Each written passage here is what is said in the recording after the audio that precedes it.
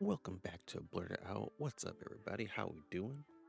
We are officially off break. That means One Piece is back, chapter 11,004, and it's a good one.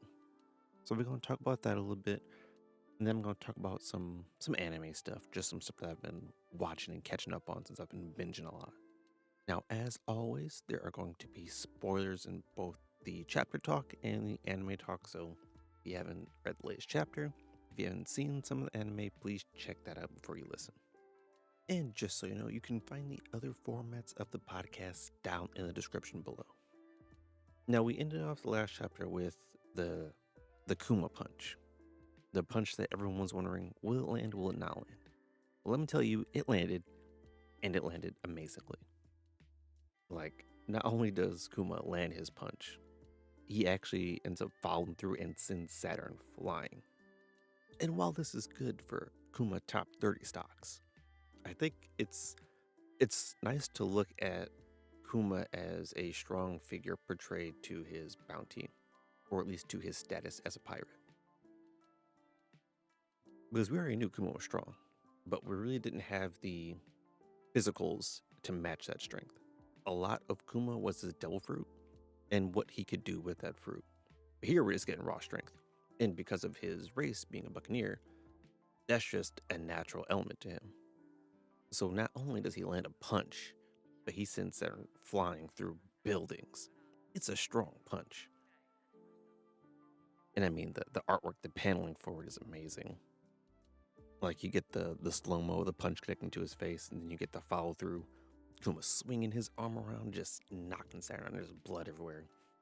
And Kuma actually does like some, I don't want to call it serious damage, but like Saturn's bleeding, his horn's broken, his arm's messed up.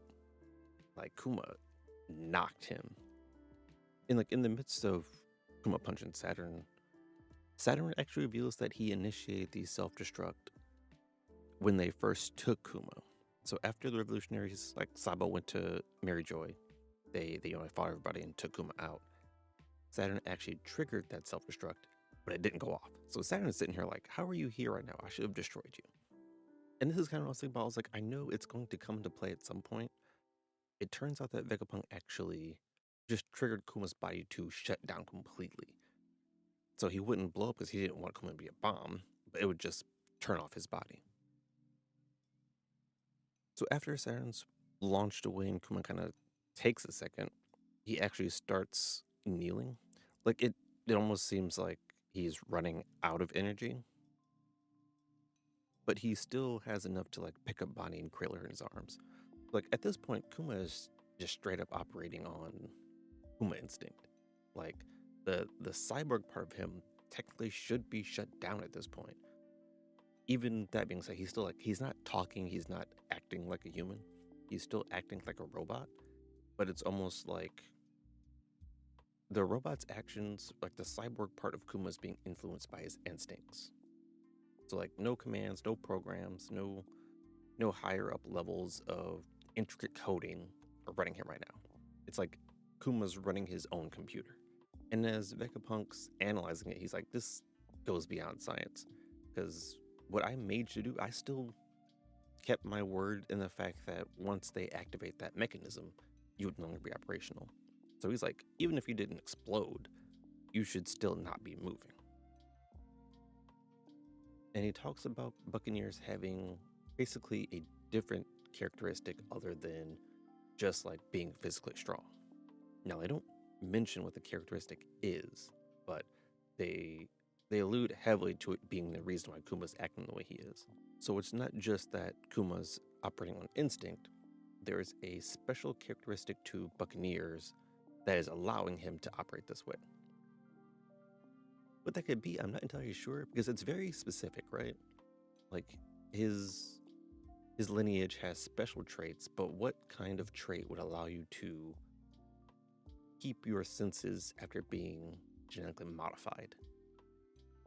Like, that's so specific. But whatever it is, it's keeping Kuma moving at this point in time.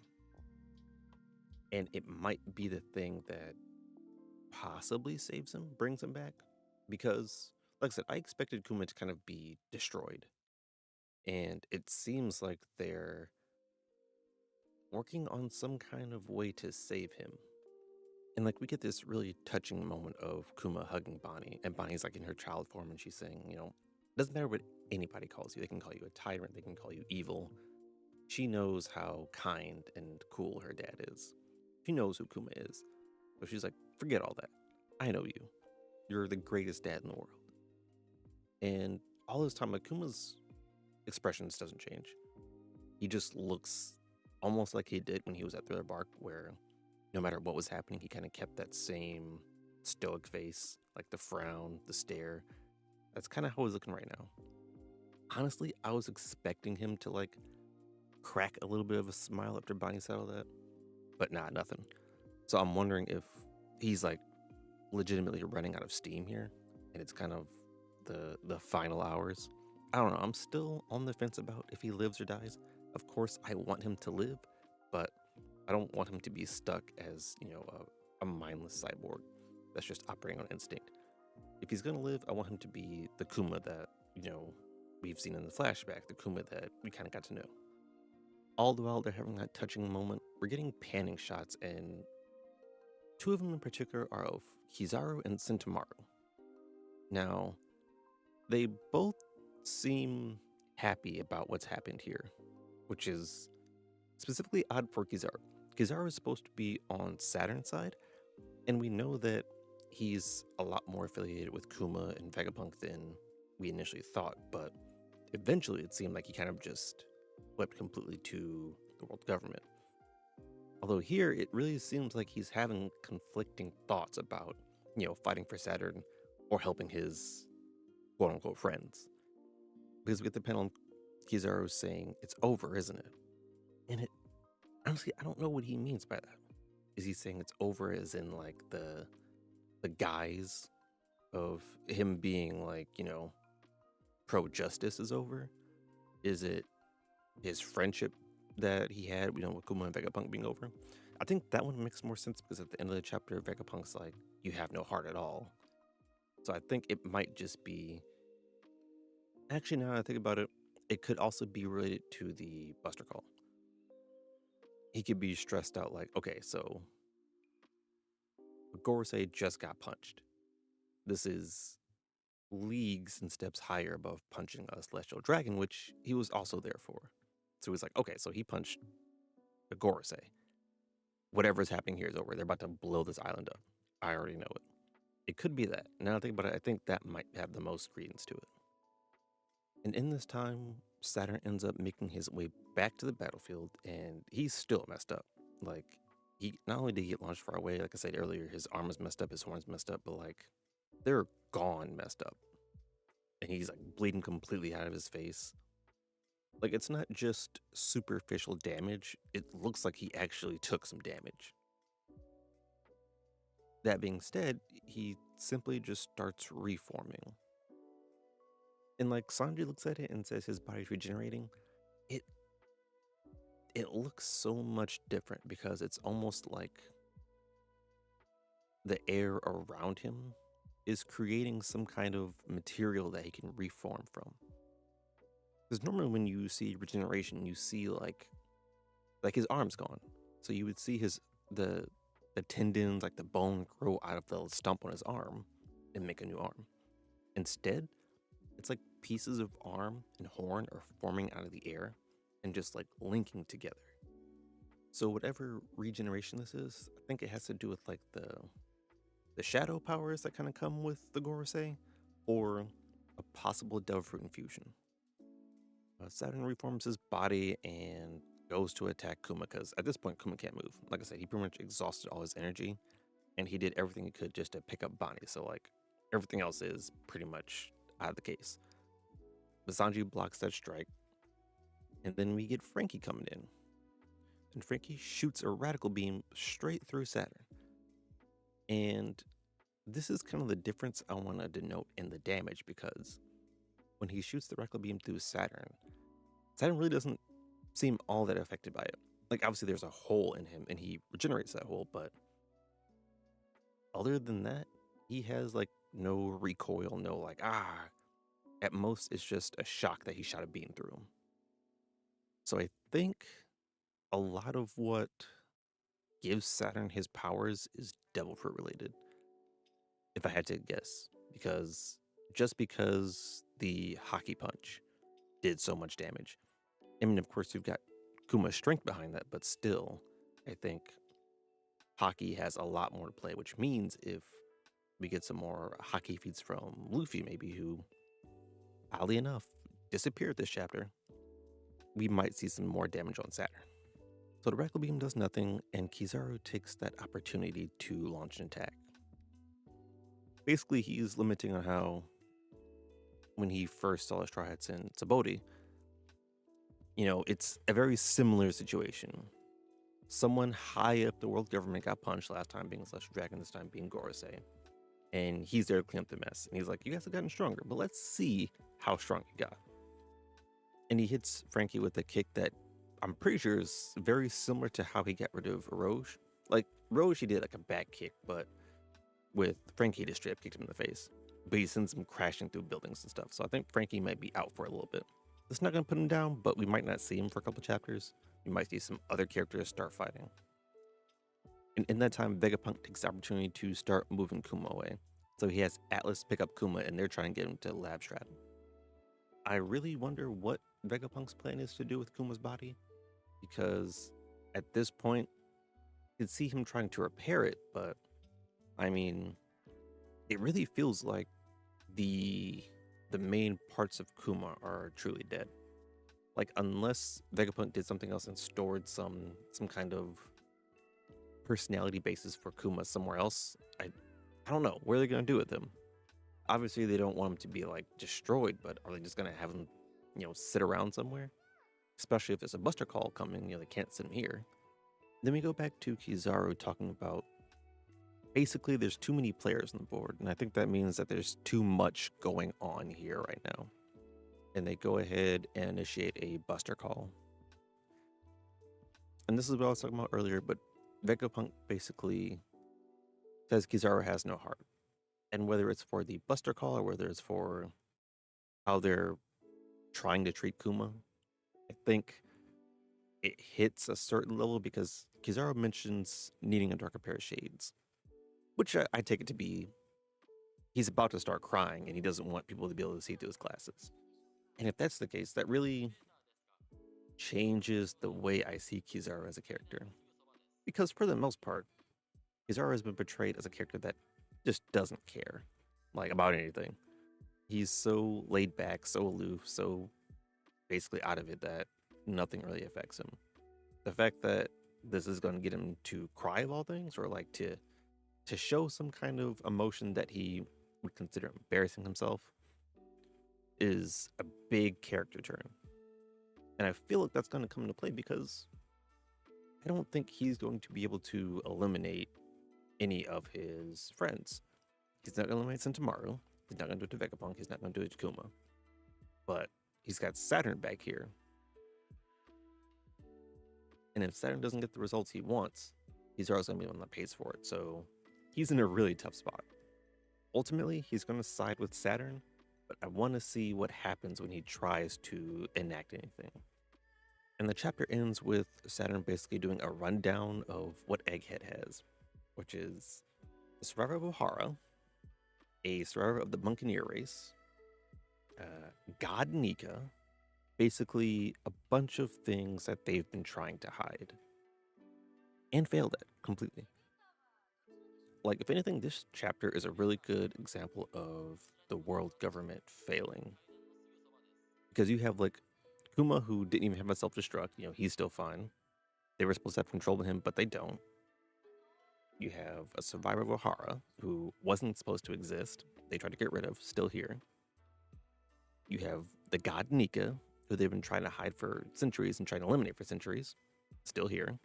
Like, everything they've been trying to do and failed at is shown on this island. So it makes sense that they would Buster Call it. Obviously, the Buster Call isn't going to do anything. Like, this is what? Buster Call 3? That we've kind of seen enacted. it's not like they're gonna destroy Egghead, but what's that gonna do? And honestly, I'd be surprised if Vegapunk didn't have certain protections against that. Like they can't just destroy his brain, which is like the center of the island. That's uh wealth of knowledge. And I know that they've destroyed, wealth of knowledge before, but this isn't just books. This is somebody's brain that's being stored here. So if they destroy that, I feel like that in a way either kills Vegapunk or severely nerfs him. So I'm thinking next chapter we're either going to have the return of Luffy doing something, or we're going to see what's happening on the Buster Call side of things. Because that means there's a couple of Vice Admirals here. I think at least 5 Vice Admirals. And they're about to start unloading on the island, which means all the Marines, all the government people are going to try and leave. Now, you can't see Kizaru and Saturn just being like, all right, see you guys later. Because one, Puma's powers make it very easy to get away from Buster Call. So they've got to make sure that everything on the island is securely eradicated. And clearly, Robin's escaped at Buster Call 3 times, so if they don't do anything to assure that she's gone this time, that'd be just another fault on the world government. Now, I think because a lot of the action, double page spreads, things like that, this chapter felt kind of short, but it was still solid. Like, I mean, honestly, seeing that punch fall through, that was all I needed. I could have just had that panel. I would have been fine. I would have been like, all right, see you next chapter. But we got a whole lot more. Now, I think we're not on break, so we should be getting a chapter next week that follows through with this. Onto the anime side of things, a few updates on One Piece. So we got Monsters coming out on Netflix on the 25th this month, January 25th. I've seen like the 10-second preview, but I really haven't seen a whole lot about it. I've kind of just been avoiding it just so I can, watch it and enjoy it. I'll probably end up talking about that on the next cast because it should be, I guess it would be out that day probably. Because usually the chapters come out on Thursday-ish, so I might have a chapter and Monsters on the same day. Also on Netflix for One Piece, so they added Egghead to the seasons of One Piece they're showing on Netflix, but they skipped Marineford and well, they didn't skip Marineford, they skipped everything after Marineford. So if you're watching One Piece on Netflix and you get to Marineford, it skips immediately to Egghead, which means you either get super spoiled or you gotta go somewhere else to watch. Now, I haven't watched the latest episodes for Egghead. I watched the opening and enjoyed that, but I haven't watched the episodes yet. I've been running through a lot of different anime. I was behind on so much, so I had to binge watch and catch up on stuff. I'm still behind. But so far, I've gone through, I think, about 6 or 7 anime so far. Just a bunch of different genres. Like, I watched Demon Slayer and Jujutsu Kaisen, the newest seasons of those. And I mean, Demon Slayer, it is what it is. Animation's great. The story's cool, I guess, but I feel like there's just not a lot to say about Demon Slayer after it's over. Like, it's so hype when it's happening, like week to week, but once it ends, you're just like, okay, cool. I'll be here next time. Like, let me know when next season's out, I'll catch it. But there's not a whole lot to talk about. Jujutsu Kaisen, on the other hand, that came on real strong. Like, I remember one of the reveries, they were talking about the Shibuya arc in Jujutsu Kaisen, the manga, being the best thing of the year compared to where One Piece was at in the manga. And I was like, that can't be. And I haven't even heard of Jujutsu Kaisen. How is it better than the One Piece arc? And I think it was a point in which One Piece was going through a slow period, like probably not a lot of action, not a lot of major players, but build up. One Piece build up is known to take a little bit and it moves slow, but it's necessary for a world this big. And people were like, oh yeah, Shibuya arc, that should be like the top arc. And it had always interested me to start watching it, but I was like, Oh wait. Eventually, I came around, watched it, and I thoroughly enjoyed Jujutsu Kaisen. Like it's solid. It is solid. The animation is on point. The story is enjoyable. Well, I'm not gonna say I like all the characters, because I don't. I don't like. Eh, I don't like a lot of the characters, to be honest. And I have a thing about generally the MCs of most shows. I just, I don't know. MCs don't do it for me. I think whenever I think of an MC that I like, I always go back to Rei Kiriyama from Three Gods No Line. That's my MC. That's my number one. Afterwards, I would have to seriously think and figure out if there's other MCs that I like. So like, I'm not a big fan of Yuji. He's alright, but I mean, he just seems boring. Like, if you took Sukuna away from Yuji, what do you have? It's just Yuji. I don't like his fighting is just brawling. Like, he's not super unique, I guess. Now, my favorites are like Maki, Nanami, Gojo, of course. Like, I like those characters. Like I said, there are gonna be some spoilers here, so I did feel it when they got Nanami, like that. That took me some time to get used to. I actually enjoyed how they handled Nobara, and I hope they keep it that way, because I think that's a good method of raising stakes and situational awareness in a show. Like, it's one thing to take out a secondary popular cast member, but to go into the main trio and mess things up. I like that take. You don't see it as often, especially in like the the general like action type shows. I'm excited to see what they go through next. I also watched Goblin Slayer, which is just a fun time, You just watching a dude hunt goblins. There's not a huge thing behind it. There's not like there's probably like an overlapping story and stuff, but I'm not as into it like that. I kind of just like watching this dude hunt goblins. It's fun. I watched both seasons of Eminence Shadow. That's also a fun time. I I have been growing more and more to like isekais, and especially isekais where the main character is just overpowered. It's a really good time. And to the point where like they're overpowered, they're aware of it, and it's more of a situational awareness of others than it is for the main character. Like, I don't really like the main character that's overpowered, but it's like, oh, I don't want to do this and that, or oh, I'm afraid to do this and that. I don't understand my powers. Sid knows who he is. He knows he's that guy, and he takes full advantage of it. And he's not even like a good, like, he's not a good person. He's very selfish, very self centered. Everything he does is to look cool. He doesn't care if it's good or bad. He just wants to look cool. And I like that about him. That makes it far more enjoyable to watch. I caught Masamune Kun's Revenge R, which, rom coms. Gotta have those in there. A little mix of everything. Enjoyed that too. Got a nice little bow on that story. If you haven't really stepped into the world of rom coms, I think Masamune Kun's a good one. Like, I really didn't mess with the rom com world until I got into Kaguya sama. That was my major introduction to it. And then that kind of led to me watching more just like romance themed anime in general. Like, you have your Toradoras, you have your Horimias. My personal favorite, Snafu. If you haven't watched Snafu, go watch Snafu. It's really good. But Masamune Kun it's also a really good one. Like, it's not too intricate where like it has like overlapping storylines and this and that connect and this that, and the other. But it's a really good story.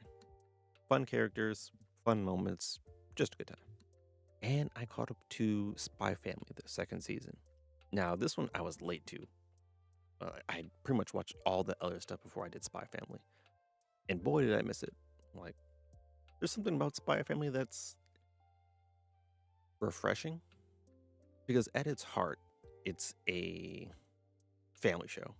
Not family isn't like intended for your family, but it's a show about a family. Like that's what it is at its heart.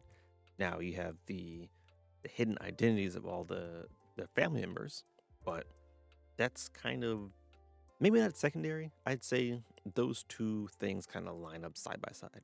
Like you have two main themes, and that's the family, and that's life outside the family. This season specifically, I felt like focused more on Yor, which I liked.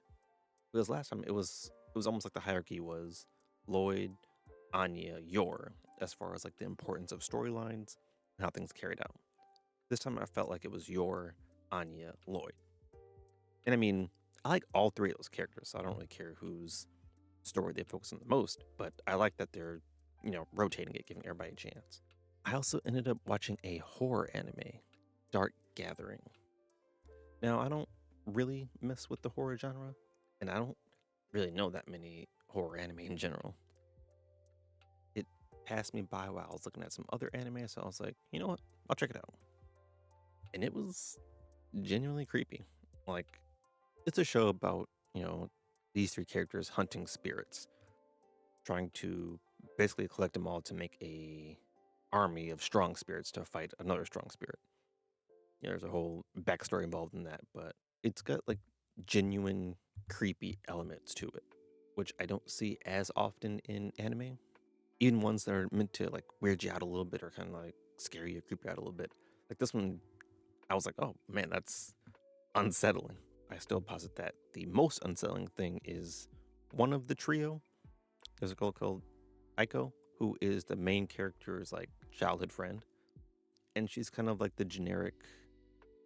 Well, she plays the role of like the generic best friend slash love interest. Kind of airhead, goes along for the ride, isn't really involved in everything like the others are, but still takes part. But behind the scenes, she's a weirdo. She's a creep. She's possibly insane. I don't know. Something about her is terribly off, and the show gives you like little pinches of her just being completely creepy, and then they kind of like move on. I don't know how to explain it. I like the way they do it, but I have no idea how to explain it. But that's pretty much what I've watched so far. I still have a lot to catch up on. I think I'm gonna dive into Raren next because that's like the highest rated anime in Mal right now. And I have no idea why. I've been told it was good.